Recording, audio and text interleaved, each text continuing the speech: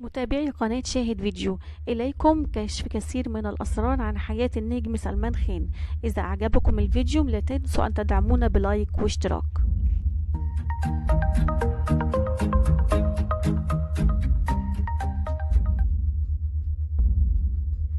عبد الرشيد سالم سلمان خان، الذي نطلق عليه سلمان خان، وهو من مواليد 26 ديسمبر سنة 1945. سلمان خان هو الابن الأكبر للرسام المعروف سالم خان من زوجته الأولى، وهاجر جده من أفغانستان واستقر في ولاية ماديا براديش في الهند، ووالدته هي مهاراتية هندونيسية. وقال سلمان خان ذات مرة إن نصفه هندوسي ونصفه الآخر مسلم. سلمان خان هو لاعب كمال أجسام متخصص يعمل كل يوم بجد، واشتهر بخلع قميصه في الأفلام والعروض المسرحية. حصل على جائزة أجمل رجل في العالم وأجمل رجل في الهند من قبل مجلة بيبول الأمريكية في عام 2004. وارتبط خان بالعديد من المؤسسات الخيرية نظرا لما يقوم به من أعمال خير على الرغم من علاقاته العاطفية المتعددة.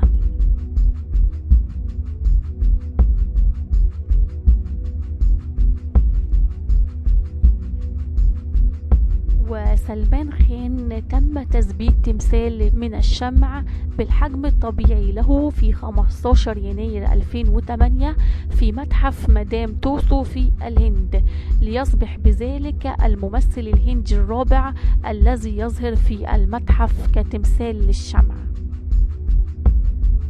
وفي عام 28 سبتمبر 2002 ألقي القبض عليه بتهمة القيادة، فقد قتل شخصا نائم على الطريق بعد أن اصطدمت سيارته بمخبز في مومباي، وأصيب 3 آخرون في الحادث، ووجهت إليه تهمة بارتكاب جريمة متعمدة، ولكن تم إسقاطها فيما بعد رغم إدانته. وما زالت هذه الأحداث المتعلقة بهذه الجريمة بين نزاعات المحاكم حتى الآن، لكن بأقل خطورة. وفي عام 17 فبراير 2006 سجن سلمان خان لمدة عام لقيامه بصيد الجنكارة المهددة بالانقراض.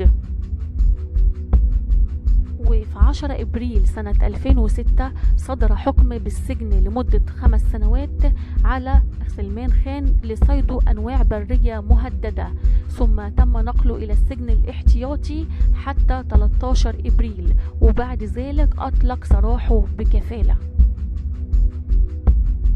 في 5 إبريل سنة 2018 أدانت محكمة في جودبور الممثل الهندي سلمان خان بعد قضية استمرت لمدة عقدين، وهي قضية صيد الغزلان السوداء.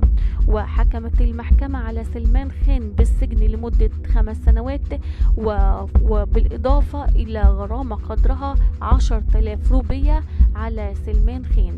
وفي 7 إبريل 2018 تم منح الممثل سلمان خان الكفالة من قبل المحكمة، وتم دفع غرامة قدرها 50,000 روبية.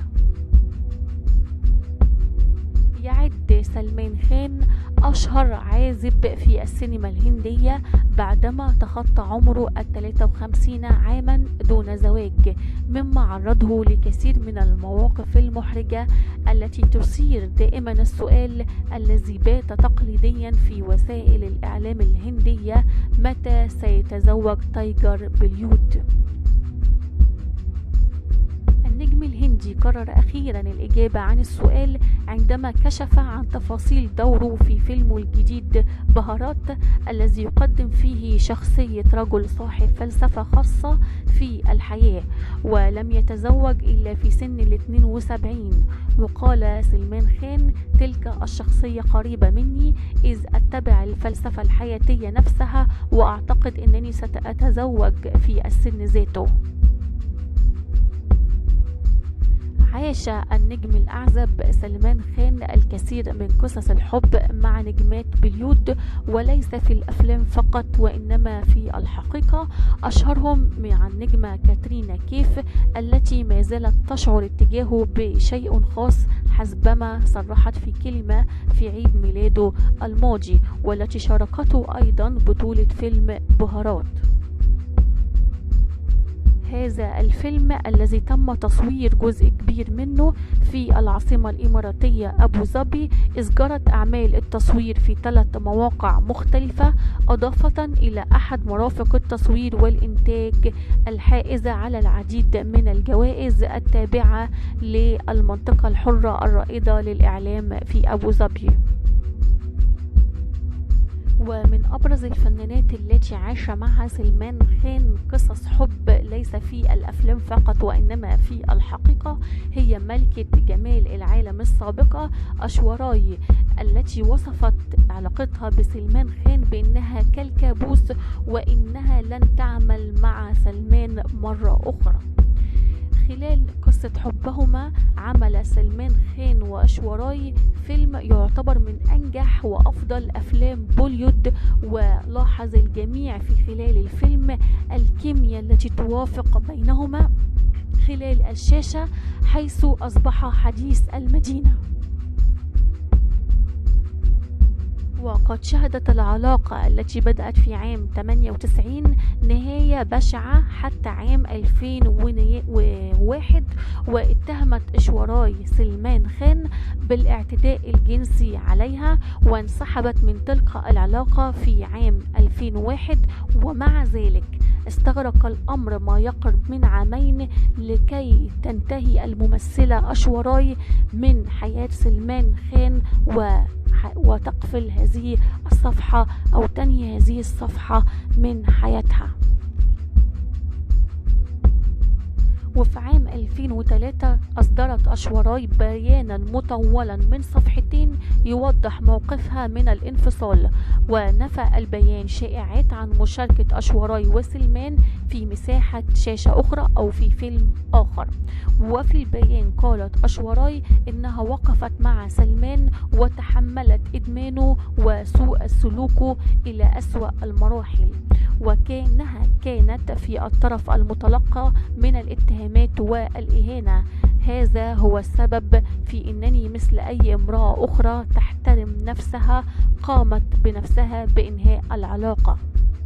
وفي نفس البيان تعهدت أشوراي بعدم العمل مرة أخرى مع سلمان خان، ووصفت علاقتهما بأنها كابوس، وقالت من أجل رفاهيتي وعقليتي وكرامتي وكرامة واحترام عائلتي بما فيه الكفاية لن أعمل مع السيد سلمان خان. كان فصل سلمان كابوسا في حياتي وأنا شاكرة لله إن الأمر انتهى.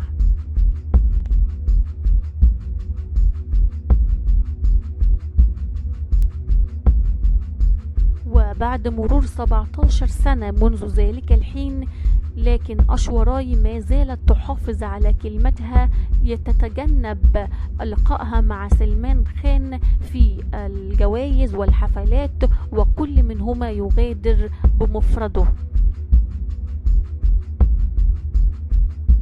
الفنانة النرويجية ماهيك تشالهال هي ممثلة نرويجية عملت في الأفلام الهندية، وقابلت سلمان خان للمرة الأولى خلال عملها معه في فيلم وونتد. وقد بدأت الشائعات تتحدث عن وجود علاقة بينهما، وشاركت ماهيك في برنامج المسابقات الهندي بيج بوس والذي يقدمه سلمان، بعد أن بدا من الواضح أن سلمان يفضل ماهيك عن المتسابقين الآخرين في البرنامج، وهو الأمر الذي لم ينكره سلمان.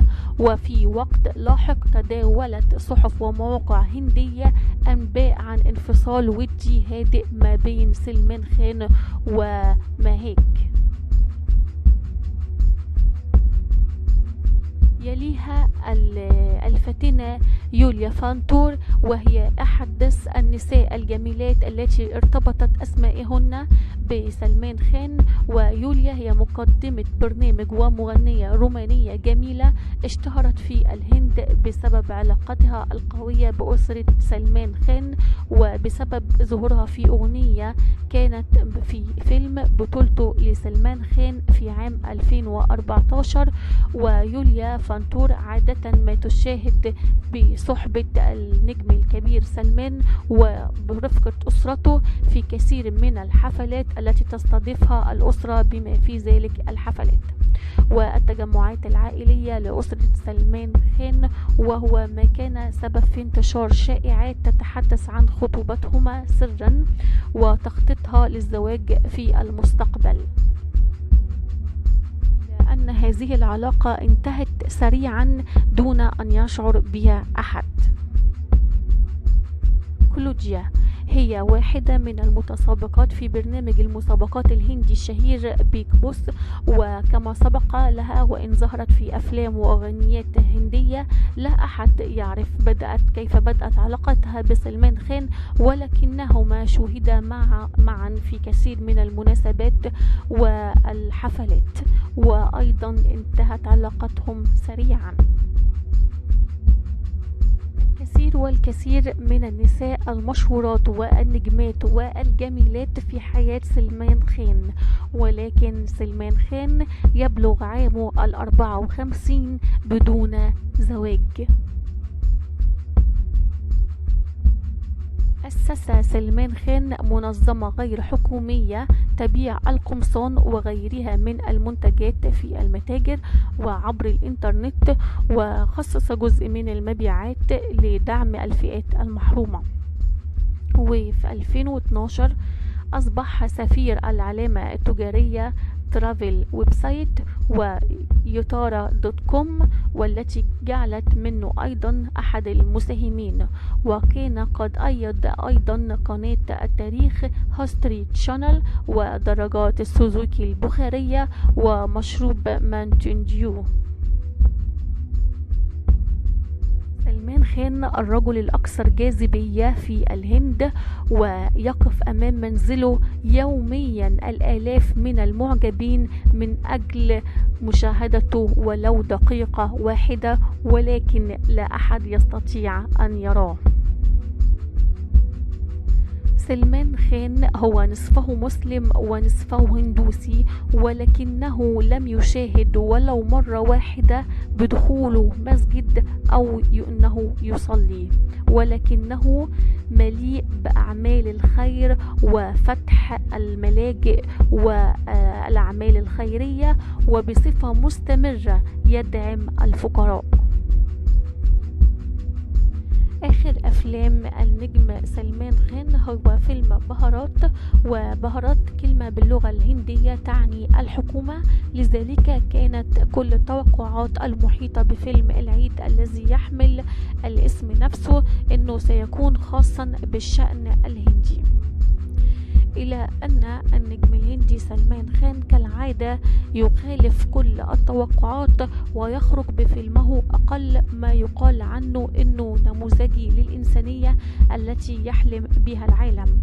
استطاع فيلم بهارات وهو آخر فيلم للفنان سلمان خان أن يحقق في أول أيامه 440 مليون روبية في أول أيام العيد، أي أكثر من 6 مليون دولار أمريكي، ليحطم كل الأرقام القياسية الخاصة بإيرادات وافتتاح أي فيلم هندي.